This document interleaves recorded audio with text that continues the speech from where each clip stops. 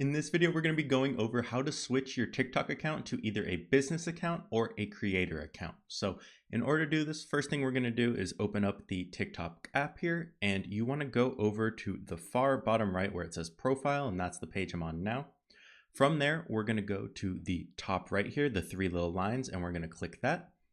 And then we're going to go down to the bottom and click on settings and privacy. And then from there, we're going to click the very first setting that says account. And then depending on what your account type is, you'll be able to either switch to a business account or to a creator account. Now this one is already a creator account, but right here, this fifth option down where you see switch to business account, you can click on that and then just follow the prompts that they give you. So you'll say, hey, welcome to the business account. I'm going to click next.